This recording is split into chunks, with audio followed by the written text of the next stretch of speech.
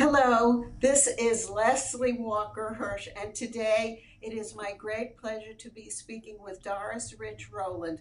Doris moved here to Santa Fe in 1994 when she retired from being a financial planner specializing in retirement.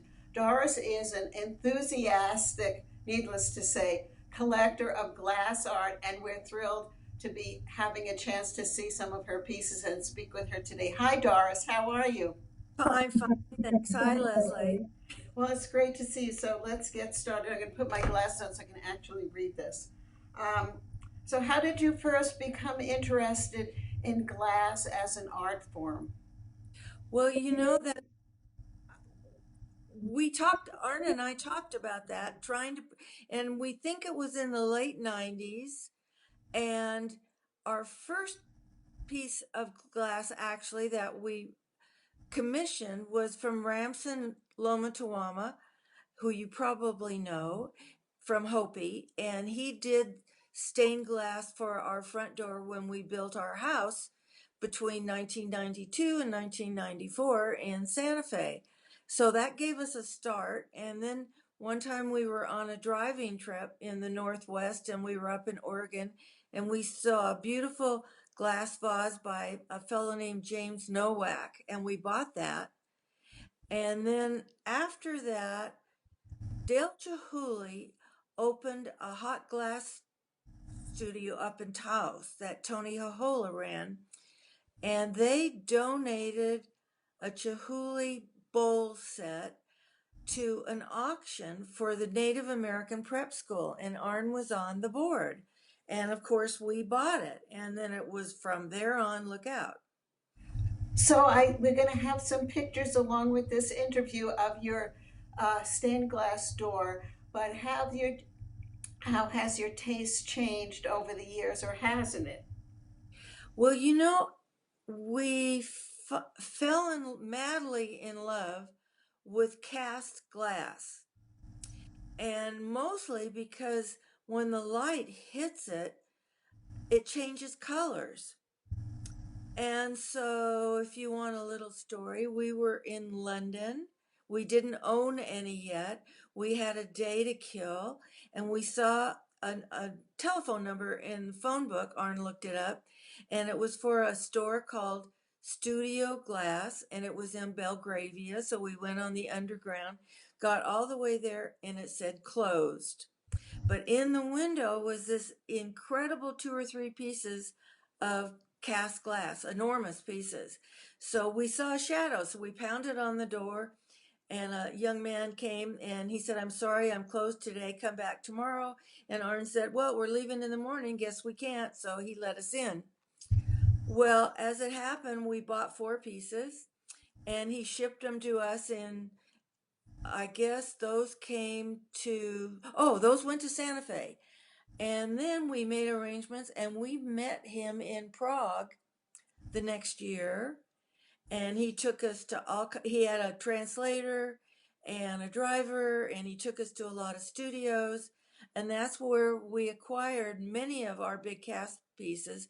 And in that blue one that you saw, that I showed you, that is by a woman by the name of Stanislava Grebnikova. And we met her, and she had that piece in gray, and it was not interesting at all. And a year later, the fellow from Studio Glass called and said, "She made one for you in blue." So they shipped it to us. So it's been always my favorite piece. It's just the color speaks to me. Can you turn your iPad around and show that piece? Do that flip? Oh, I'll go back in there. Okay. And yeah, I'll be glad to. In the meantime, we have probably a dozen pieces from Prague and various parts of the Czech Republic. We're getting We a whole tour of the house now. Here we just about, yeah. And it's again small house, so it's not that big a deal. So now I have to figure out how to flip. There that is, and not drop the iPad. Okay. So There it is. there is the blue piece. Beautiful. And so just so you can see, Over here, I'm going to start in that corner. Then that next to it is that small blue Chihuly piece, the original one we bought. And then these are all by Prague art, well, outside of Prague, whoops, artists that we met in Czechoslovakia that time and had a wonderful visit. And the rest are in Santa Fe. Well, we're speaking to you from Tucson right now. Right, But come right. back to flip the camera so we see you again. Okay, so now that you've seen, whoops, there Okay, you are. So there. now that we've seen the glass, and there'll be a picture of it along with this interview.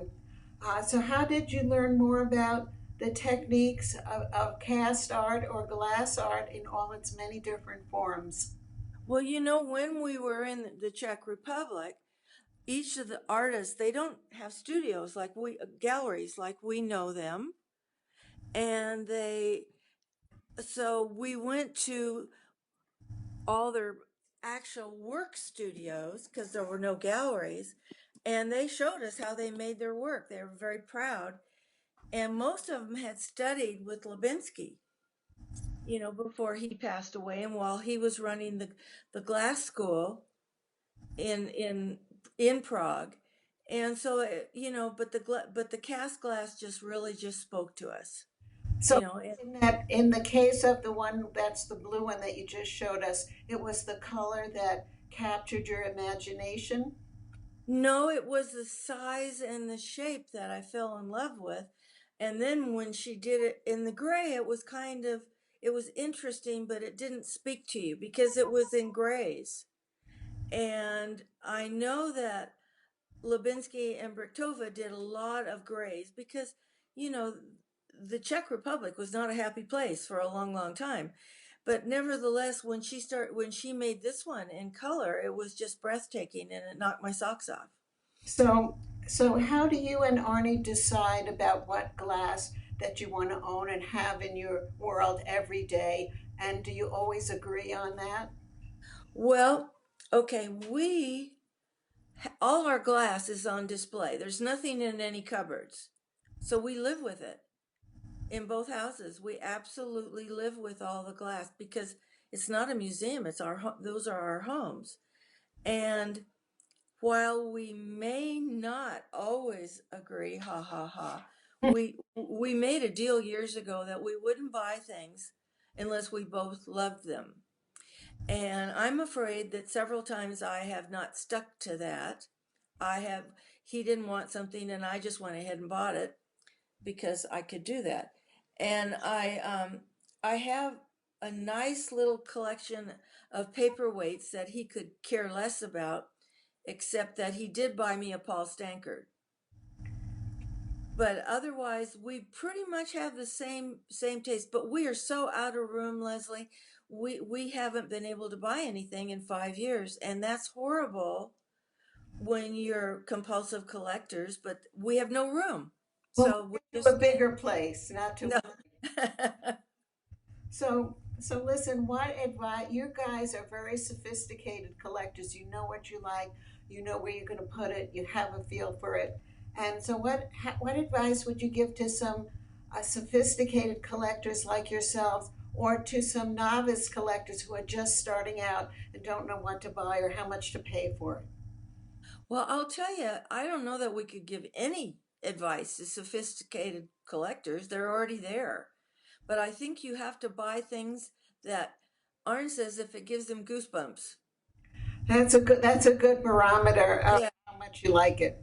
yeah. And if it gives you goosebumps, and in my case, if I always tell them if it makes my eyes happy, then I know it's speaking to me. For new collectors, a lot of it is price and glass. While it has balanced out the last few years, has become very expensive, especially by the big name peoples. There's no question. But in Santa Fe, you have people like Elodie Holmes and a lot of others that are Patrick and everybody else that are making really beautiful glass. And I think that for people that start with those kinds of pieces of glass, it's a real education. You can go watch Elodie and Patrick make their glass. So you're saying that you can start out with people who are fine artists but not well known, perhaps. And then as you grow into your own collection, you can uh, uptick. Or I don't know what the right word is. Yeah, I think that's it. And I think too, but oft times there'll be an auction, there'll be a fabulous piece of glass that you might not have been able to afford otherwise. And then and you can do that. So the key is to follow the glass auctions. We see those online all the time. And we just have to really be so brave not to buy anything because there's simply no room. Well, you can buy more, and I'll store it at my house. Anyway, Doris, it's a delight to speak to you, and we're going to have that lunch again someday that we've been Oh, planning pre-COVID I that we would never love that. got to do, and we'll do it come the spring when you get back to Santa Fe. Thank you. I'm looking forward to that. I think I should be back in April. Wonderful. I'm going to put it on my calendar. And Okay. thank you again for spending part of your day with me today. Okay. Bye, Take Doris. I'm going to go now. Bye bye. Okay. Thank you. Bye.